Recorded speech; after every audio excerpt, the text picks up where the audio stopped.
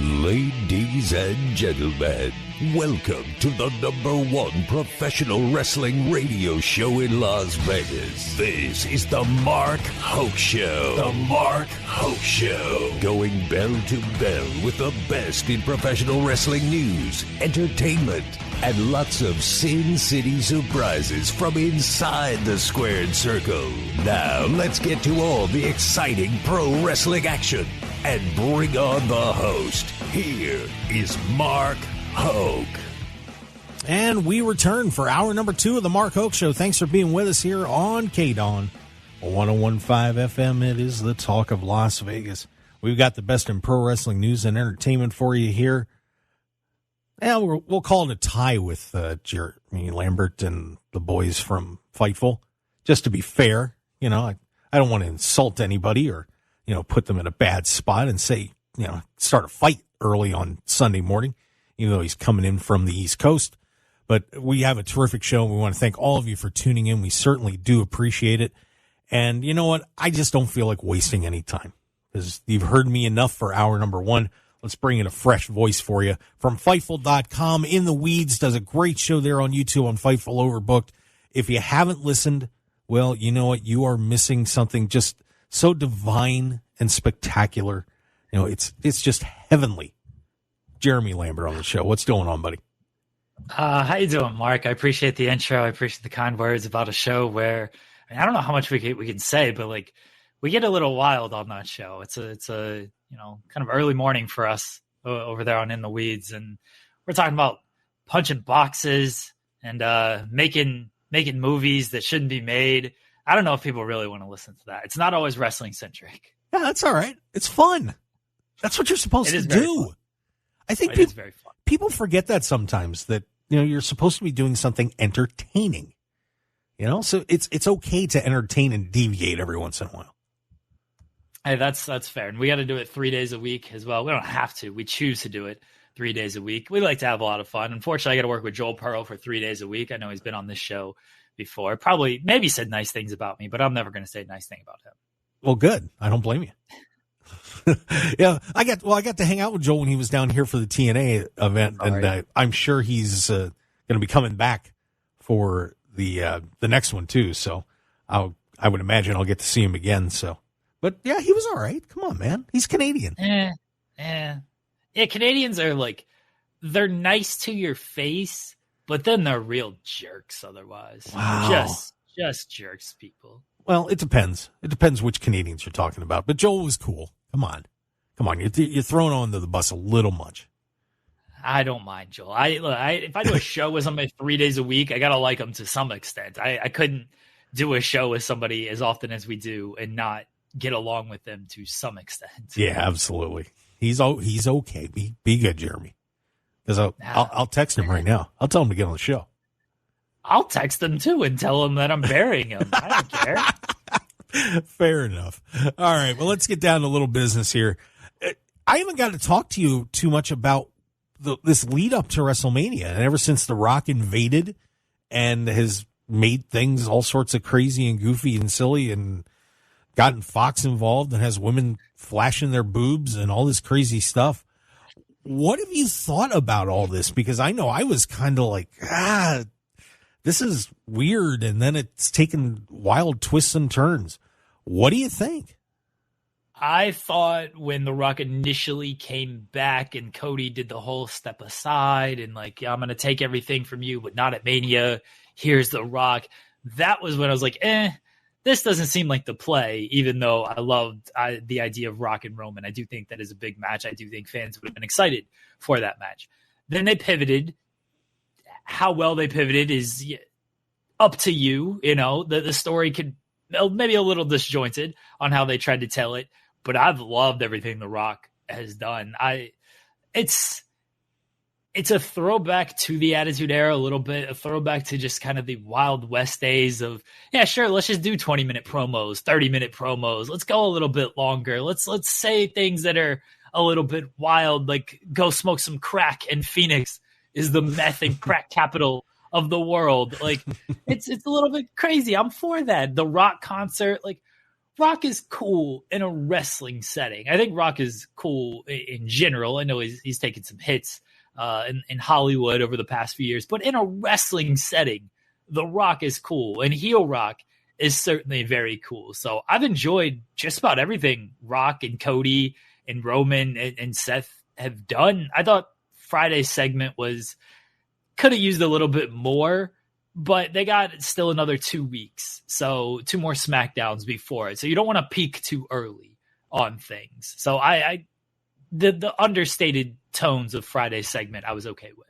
You know what the funny part was when I watched that segment was I felt like Roman has been carrying this whole thing for all this time. And it just felt very, I don't know, like Roman just felt amateurish almost. You know what I mean? It with Rock doing what he's doing, and just because he's so good and such a great actor, that it almost felt like Roman was a notch or two below, and it made you feel almost disappointed that he was there, which was strange. You know what I mean? It does feel Rock is definitely such a big star that Roman and really everybody else can feel overshadowed. I do agree with that. I think Cody has done a good job of holding his own because Cody's actually gotten the lick in, right? Like Rock slapped Cody, Cody slapped Rock. Like he actually got the lick into him on that. And Cody, like it feels like they're building more Cody and Rock than they're building Cody and Roman. Yeah, exactly. I watched Roman on Pat McAfee's show on Friday. He came off great on that. But then in the arena, it wasn't quite the same energy with things. And I do think Rock's presence does have a little bit to do with it because Rock isn't exactly a bloodline like universe type of thing. Rock is not only a much bigger star than anybody in wrestling, but he is very over the top kind of comic book superhero or supervillain in this case personality. Roman is more, the cinema stuff. He's a little bit more understated and a little bit more speaks in softer tones type of thing. Rock is big, boisterous. I got to do a rock concert. I got to bring in this band and I got to sing to the people and I got to make all these references. I do have to curse and stuff. Roman is more, sit on the couch and be like, what happened out there? What are we doing? We ran the wrong plays out there. It's 2 different tones and it doesn't exactly blend well all the time. Yeah, that makes sense. Yeah, it's very intriguing and how this all ends up. It's anybody's guess. But Jeremy, fantasy book this a little bit, and don't forget we've still got Damian Priest flying around. We got Drew McIntyre flying around and Seth Rollins. There's a lot of moving parts to this over these 2 nights that this is going to be a fascinating top of the card at WrestleMania for these 2 evenings in Philadelphia. I mean, I don't know if you want me to fantasy book it. I get in trouble with my fantasy booking ideas because I'm very much an agent of chaos. Yeah. I don't care about Cody's story. I'm not attached to any of these wrestlers. I don't, it doesn't hit me in the same way. I want the most chaotic outcome in the world. And to me, the most chaotic outcome is something like Roman pins Seth night 1 and then Roman pins Cody night 2. Because I think most people are over Roman's reign and they want Cody to finish the story. And me, I'm like, the most chaotic thing is actually if Roman wins this whole thing. Or I can live with Rock loses night 1 and then we get no bloodline interference. Roman wins night 2. Then we get the build to Rock and Roman for 41 where Roman is like, you almost cost us everything. You lost night 1. You made it so bloodline couldn't interfere. I had to go out there on my own, which I'm not opposed to doing. But you took away our biggest advantage. You took away the advantage of family. You came in here and just about ruined everything for us. And now you got to pay. And then Roman's got to prove he's superior to The Rock. So I'm fine if Roman wins, holds the title to 41, faces Rock at 41, wins that, holds it to 42. I'm fine with all that. See, most people aren't going to like that, but I'm okay with it. Fair enough. Yeah, I'm still trying to figure out a way to, I'm kind of hoping that maybe Seth gets all beat up on night one and somehow they cost him the world championship with a cash in. And then you end up having Drew and Damian Priest on night two, or maybe a triple threat, and something crazy happens with that. And, I want total nightmarish chaos for everybody. I want them all to crash and burn. I do want Drew to win night two. I think that's the best play for night two. I'm not tied to a Damian Priest cash in. He's still got until July. He's still got time. People seem to think it's going to be Mania, but I don't think Seth should beat Drew at night two. I don't think that Priest, Drew walking out of night two as the champion is the best move to me. I don't think Seth should win. And then I don't think Seth should win and then cash in, then Priest cash in. If Priest cashes in, kind of like Seth did at 31, makes it a triple threat match, pins Seth, Drew is mad again that he got screwed, and it's like, what are we doing out here? And then maybe Drew wins on Raw or the next pay-per-view. I don't think Priest is a long-term kind of champion, and I'm not even sold on the idea that he should win the title at Mania. Well, I'd even like to see Punk cross Drew the match. Now, that would be fun. Yeah, I'm sure Punk said he's going to be there, so I get that. But he doesn't really need to cost him the match. Like, if I'm Punk, what do you need to cost him for? Just let him win, and then when you come back, whenever that is, then you could beat Drew. Yeah. I'm thinking chaos too, Jeremy. Just bodies everywhere, strewn all over the place. That's what I want. Drew winning is chaos because that man's a menace unto himself. Yes, he on is. Social media and interviews. He's fantastic. Love Drew McIntyre. That's why I want him to be the champion. Yeah. So this is going to be and man, we're just talking about the top of the card. We still got a whole ton of other matches at WrestleMania too, and of course, R-Truth and The Miz could be walking out with the tag team titles. Can you believe that? It feels like they're going to split the titles finally, which is good. And in that somebody pulls down one set of titles and somebody else pulls down another set of titles. Like, it feels like they're going to finally just split those titles, which I'm all for, the titles splitting. Because the run with the Judgment Day, I mean, it peaked when Sammy and Kevin actually won the titles last year, and then it's just kind of been slowly descending until then. I'm all for them splitting. They got the tag teams to carry two divisions at this point on Raw and SmackDown. They don't need Judgment Day doesn't even show up on SmackDown anymore. For a while they were showing up, but now they're really not. So I do think they need to split the titles. And Truth and Miz winning it on the Raw side, I'm all for that. Seems like New Catch Republic is getting kind of a pretty big push on the SmackDown side, so maybe they take those titles. I'd kind of prefer Street Profits, though, just because I think their pairing with Lashley needs a little something extra that they don't really have right now, and maybe it is the tag team titles. But I do hope they just split those titles. Now you got me thinking about R-Truth grabbing one set of the belts and just running out of the building. Yeah. And that's the way to do it, though, right? It's just R-Truth. That would be the way to do it, yeah.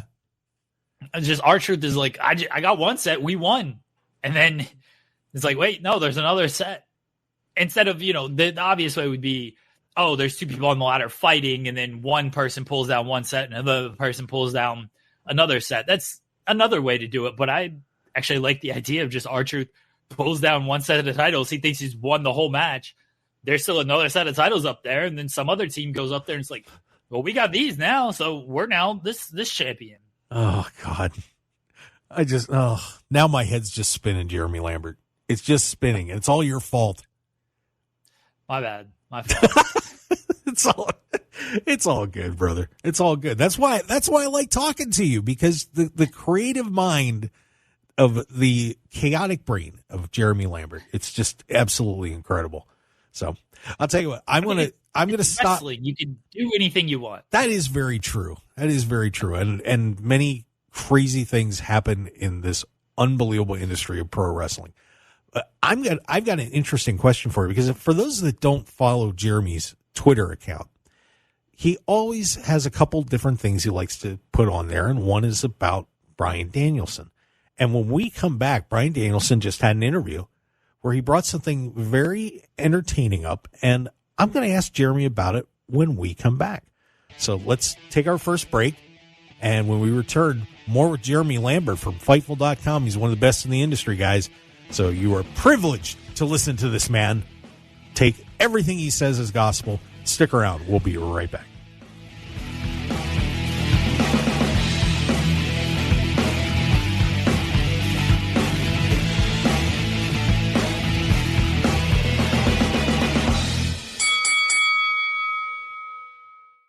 .15 FM KDAWN. This is the Mark Hoke Show. The Mark Hoke Show. Here again, your host, Mark Hoke.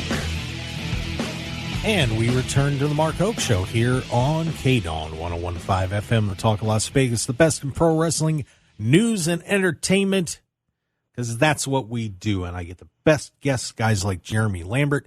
And just want to give a quick reminder to everybody, in case you didn't hear our announcement in the first hour, I am going to be the on-stage host at the Vegas Toy Con. That's right, kids. They're putting me up there, and they're going to let me run rampant at the Vegas Toy Con, April 5th through the 7th. That is WrestleMania weekend.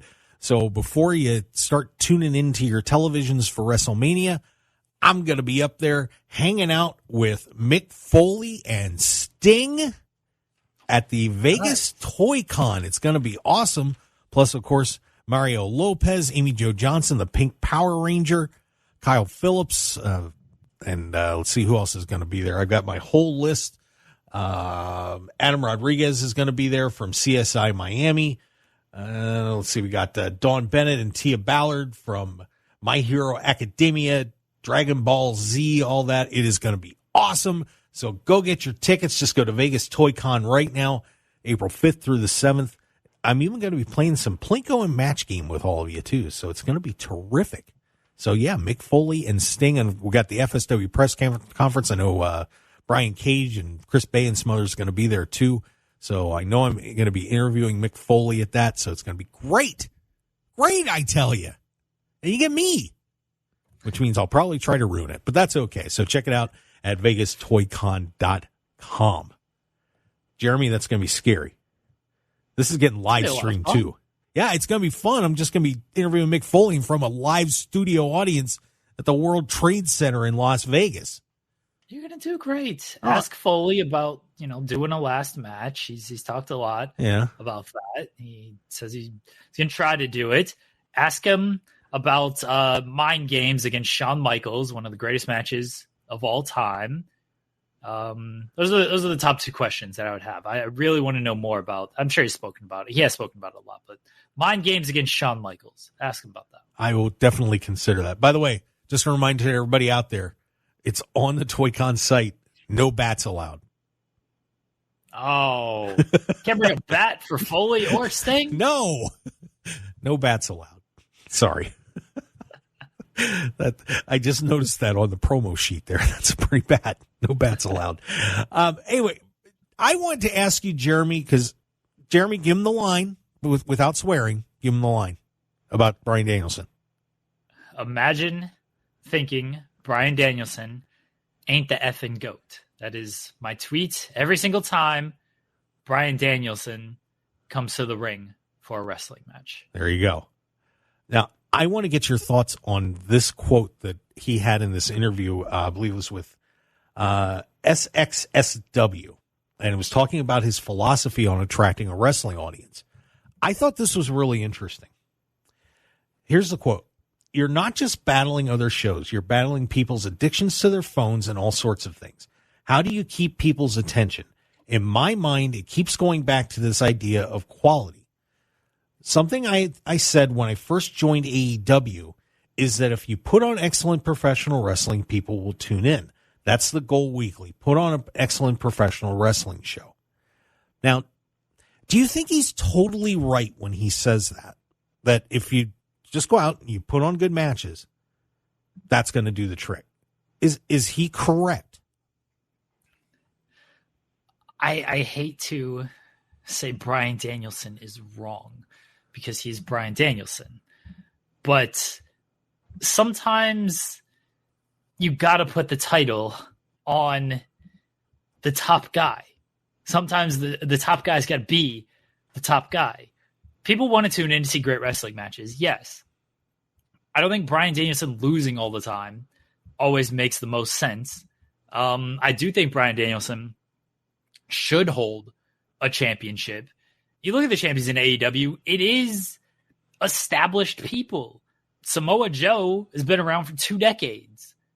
Kazuchika Okada was the top star in New Japan for the last decade. The TNT title was on Christian. Now it's on Adam Copeland. Like, it's on established people. So I don't want to say Bryan Danielson's wrong. That's blasphemy. But I do think there's nothing wrong with your top guy and the best overall wrestler actually holding the title, because then people will want to tune in to see that champion, and then they will see the stuff around the champion.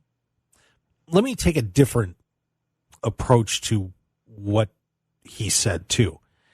Okay. What if the person that people want to see, for example, is a guy like R-Truth? Somebody that's just really entertaining. And there's a reason that people do promos, and there's a reason that people do other entertaining things. If you think back to some of the stuff that we've seen in pro wrestling, like, for example, I'm going to be having Booker T on SportsX Radio when I'm sitting in. Think about the supermarket fight with Steve Austin and Booker T as an example. Well, that's not wrestling. That's something goofy that they did. But you also need to do things like that to keep people interested as well. And I think sometimes it's not just about the actual what goes on in the ring, but what surrounds it too. Stories, funny stuff, or sometimes it's serious stuff that happens outside the ring, the beatings or whatever that build up to what goes on in the ring too. I think sometimes that for a little while, maybe AEW forgot that you can't just, you have all this talent, but you've got to build up things around those matches to make people interested in them. So it's not totally about the matches. Now, if you put on the great match, yeah, it's going to attract, but you have to make people care about that match too, because if they don't, there's no emotional investment in it. You know what I mean? I agree, but they tried this with MJF. Like, there's different ways to tell stories. I think people think that the only way to tell story is like soap opera. And like, oh, you got to hit this person with your car to tell a story, or this person's got to cheat on their significant other to tell this story. Like, that's not the only way to tell the story. And I think that's where they got kind of bogged down last year with some of the MJF stuff. Mm-hmm. Is they tried to do the big devil story, and like, people are interested, but then it ran a little too long. The payoff was what it was, and now look where that story is. Like, Undisputed Kingdom ain't really relevant on these shows. MJF's been off of television. So sometimes, like, you can tell stories in a simplistic way that gets people excited. I mean, that's what they're doing essentially with Danielson and Ospreay. It's like, all right, well, who's the better wrestler? Yeah. Sometimes I think that's all people want, and you could just and you can do promos through that lens as well. I do think there still needs to be maybe a little something there. And this is to go back to Danielson. Like, this is where I don't think Danielson should have lost to Kingston, because if you're trying to tell me Bryan Danielson is the best wrestler in the world, and also trying to tell me wins and losses matter, why is Will Ospreay going after Bryan Danielson? He should be wanting to face Eddie Kingston, because Eddie Kingston beat Bryan Danielson. That's where this is where I think Bryan Danielson should not lose ever. But that's just, me. But like, you can tell stories through different means. Again, right. Not every story needs to be some soap opera drama type thing. I think it helps. I think like people do want to see that, but there's also, you can take a just a different approach. Like the Samoa Joe Swerve Strickland story is good. Right now, it's just Samoa Joe is the champion. He is, a dominant reigning champion. Bring your record, bring your reputation. I'm going to beat all you guys up. And Swerve Strickland has a goal of being the first African-American AEW champion. He feels he's been a little overlooked. He's vanquished Hangman. Hangman has also tried to stand in his way by he couldn't defeat Hangman, so it had to be a triple threat. Now you got Takeshita coming in. You're putting obstacles in his way. There's nothing really over the top about this. One man has a goal of wanting to beat people up and remaining the champion. The other guy has a goal of wanting to be the champion. You throw in some roadblocks and stuff, and people get excited for it. Yeah, it's very interesting, the balance. And, it's got to be hard sitting in that room and writing this stuff and, being careful to not make it, too soap opera-y. And sometimes, it's just as simple as I've got the two best wrestlers in the world here. Here you go. But I think sometimes too that with AEW, they realize, I think Tony knows he's got these great guys. And sometimes though, I think he does oversimplify things a little too much. You know what I mean? That he knows he's got these great guys together and just kind of throws it out there and is hoping that everybody is like, oh yeah, I know these two guys. They're awesome. I can't wait for this match. But to the casual fan that may not know who some of these people are, it's like, okay, all right, they're going to wrestle. So it's a weird balance. So, I mean, I know what Brian's saying, but I don't know. It's tricky. It's really a tricky line to walk. So it is. And I think people they put a lot of stock obviously into ratings and viewership numbers and ticket sales. And look, there's no parsing it. AEW, the last few shows have done well, but the last show was, Mercedes' debut, and then it was a big show in Toronto. Hopefully that increases things moving forward. But the ticket sales haven't been great as throughout most of this year.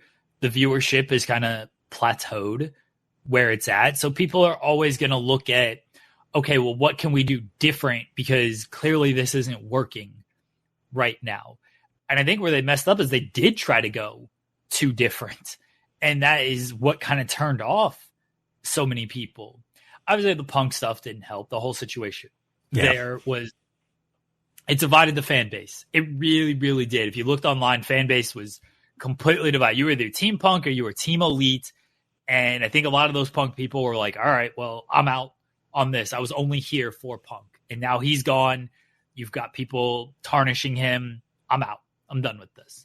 So I don't think that helped at all. But I do think they tried to go a little too different in some instances, and it did turn people off to it.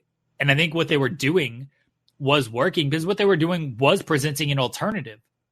I also think that WWE has now almost become its own alternative now that Vince is gone, and that they are a little bit more focused on wrestling. Not as much, it's still a lot of promo talk and everything, but you're not just going to get the throwaway matches as much or the endless amounts of rematches as much. There's more defined characters.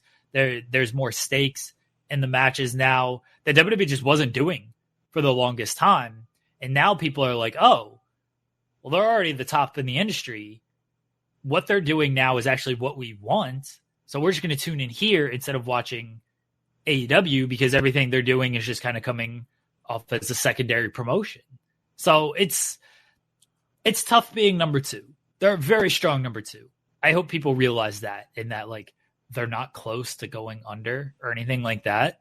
It's a very strong number two. It's great to have, but it's not, there's no simple fix of if they just did this more, things would be great and they would challenge WWE. They're doing things really well right now, and we should appreciate that. Yeah, we should. And it's weird. You just hear people, wanting AEW to go under, and I'm just sitting there saying to myself, well, part of the reason that WWE is so good right now is because AEW is there. That competition pushed them to a new level, and they're both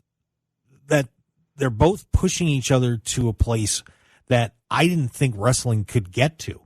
And it's actually taken all of the rest of the industry to a much better place as well. I mean, you know, the TNA product's better. The indie product is even getting better. I mean, I think a lot of times, especially even on the indies, that everybody felt like, well, if I don't get to WWE, I'm not going to make it. And, you know, I'm going to have to be super spectacular. And if I'm not hooked in with somebody there, you know, what am I doing?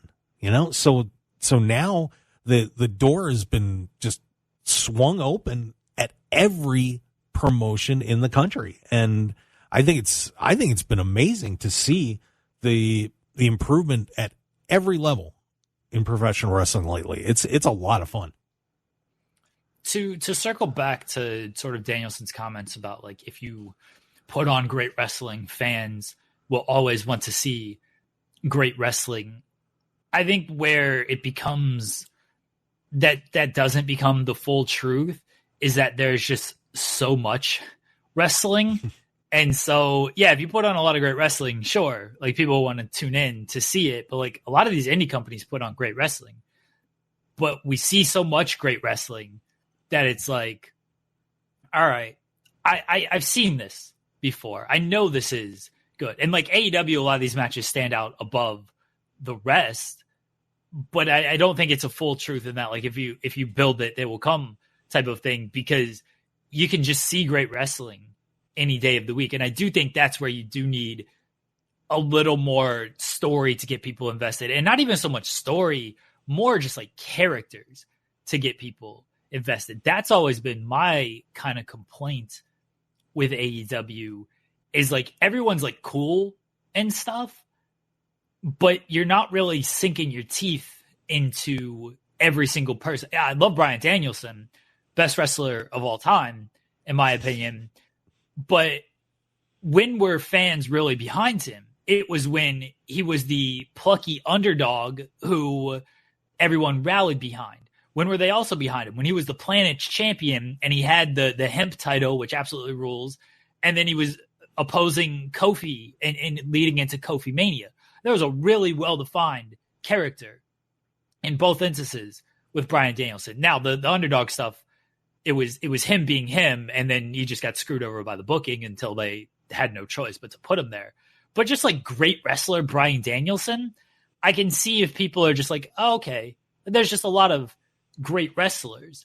AEW, they don't have necessarily that white hot baby face that it's like, no matter what, this man is the man of morality who will stand up against what he believes is wrong, and we're 100% behind him no matter what. Like, they got that in WWE with Cody. That's why so many people are behind Cody. It's like, Cody is a beacon of hope against the machine, against Roman Reigns, against the bloodline. He kisses babies. You know, Roman calls him the politician and everything. Like, AEW doesn't necessarily have those kind of characters that's like, yeah, I'm behind this person no matter what, or I can't stand this person no matter what. Swerve Strickland breaks into a man's home, and you're supposed to dislike this man, but everyone's like, we love Swerve because he's a great wrestler, and Prince Nana does his dance. And sometimes you just need that person that's like, no, you hate this person no matter what. They got no redeeming qualities. You love this person no matter what. Even if, like, they might take a shortcut, it's for the greater good type of thing. That's where I think it needs to be more than just great wrestling. It needs to be like actual well-defined characters that have traits that you can identify with. Yeah, and I think that some of that's on the fans too, because when even though we know we're supposed to hate some of these guys, we don't. And even though we know we're supposed to like some people, we're kind of, and we when we see, a guy like Swerve Strickland, for example, when we're supposed to just hate this guy, we don't. We still cheer for him because he's kind of cool. He's a good guy. And, we love what he does in the ring, so we still cheer for the guy a little bit. And then that makes it hard for booking because you're trying to make this guy this evil, monster, and you can't do it. And it makes it very difficult to do what you say, that you're trying to, make this defined role for everybody. It's really weird that to make a guy like a John Cena, for example, it's nearly impossible. It really is.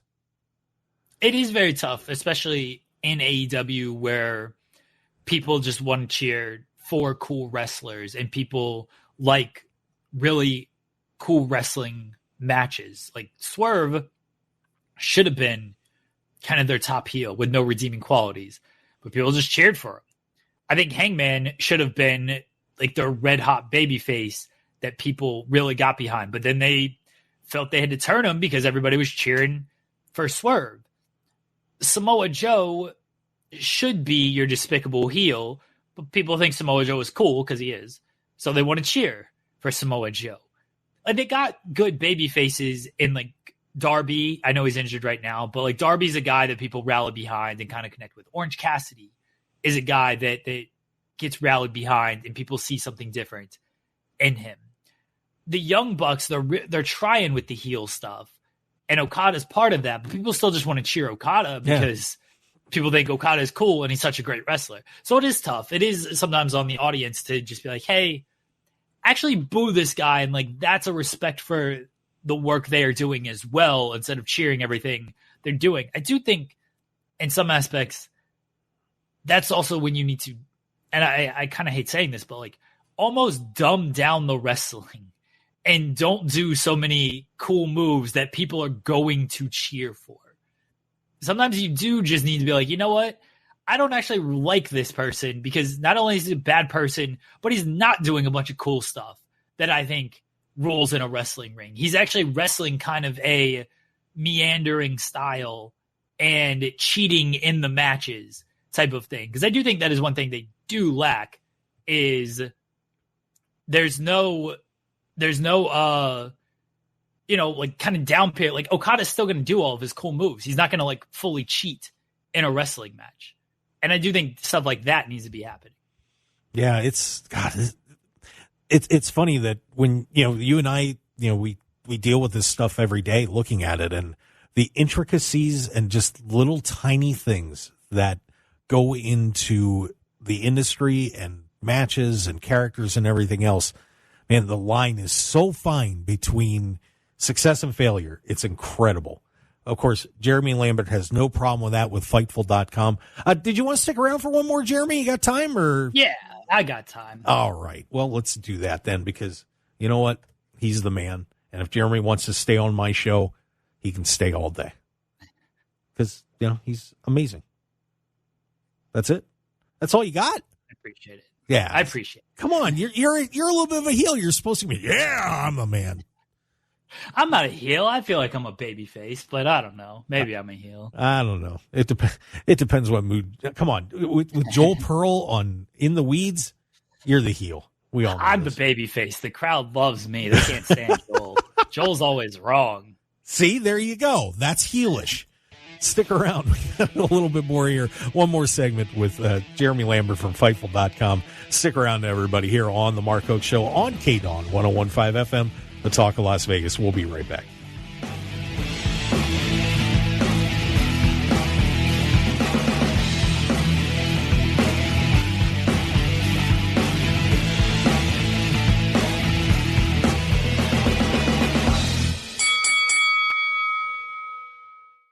FM KDAWN.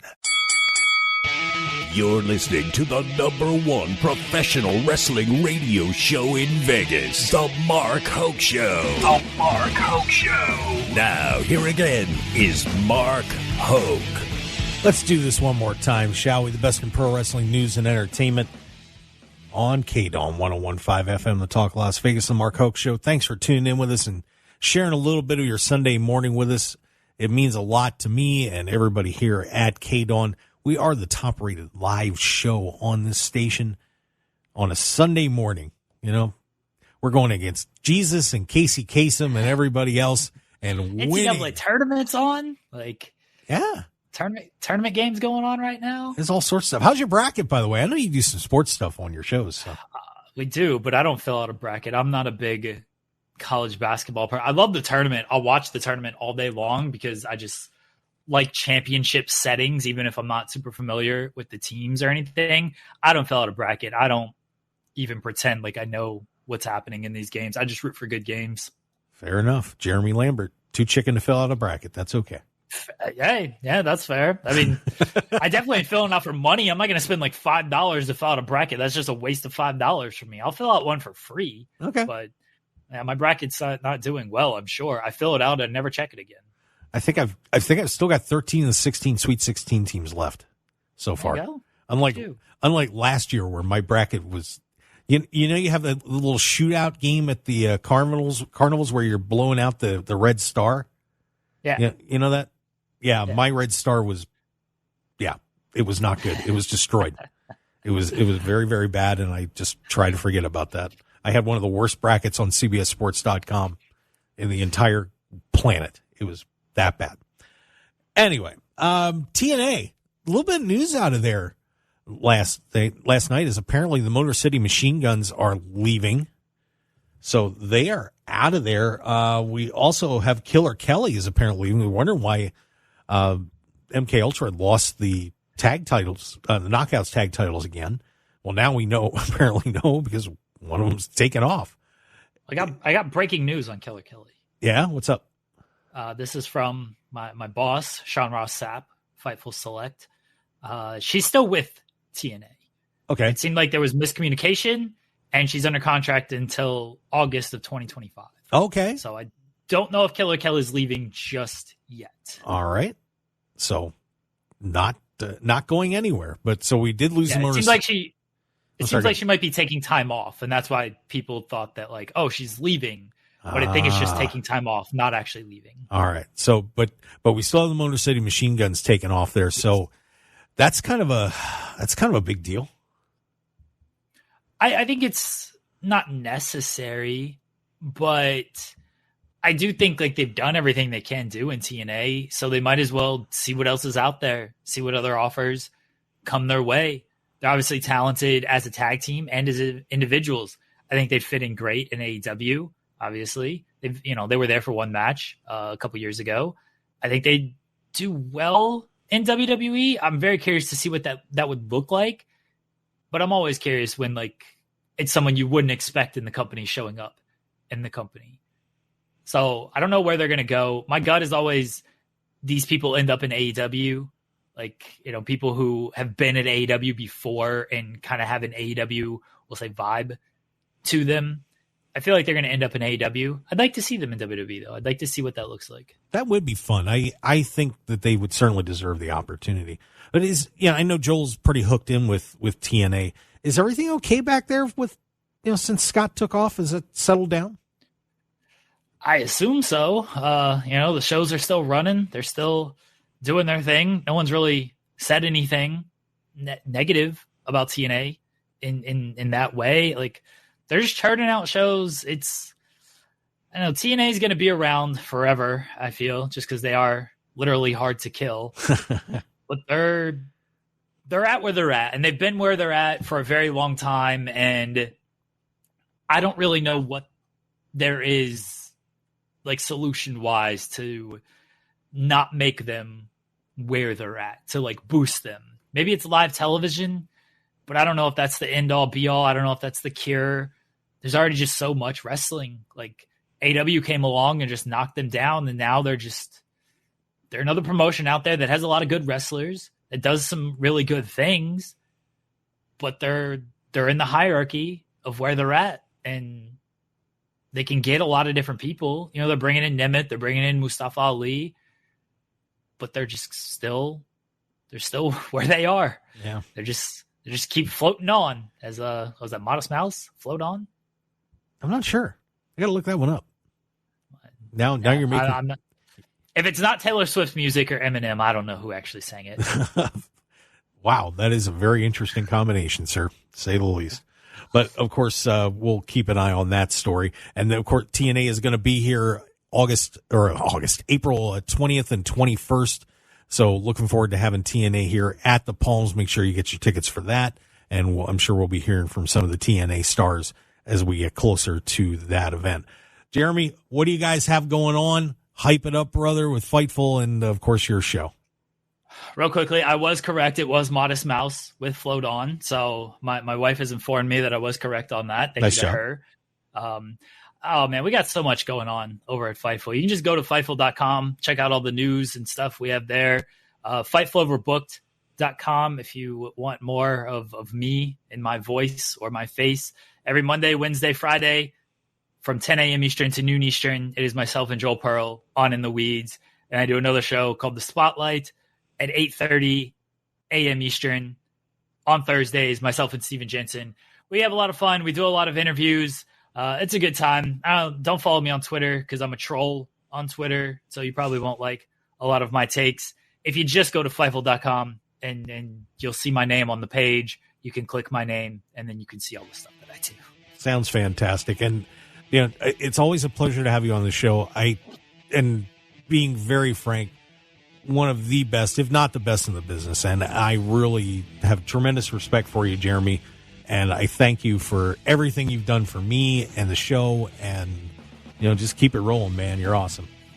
I appreciate it, Mark. Thanks for having me on. I know it's not slowing down for me. It's WrestleMania season, busiest season of the world. But I appreciate you having me on, and I was happy to come on today. I know it's been tough with a lot of stuff going on, so glad I had some time today, and always glad to do it. You got it, brother. All right, guys, that's going to do it. We will see you next week on the Mark Hoke Show. Don't forget, Booker T on SportsX Radio on Friday night. Vegas Toy Con, check it out. We'll see you next time on the Mark Hoke Show. Have a great day, Las Vegas.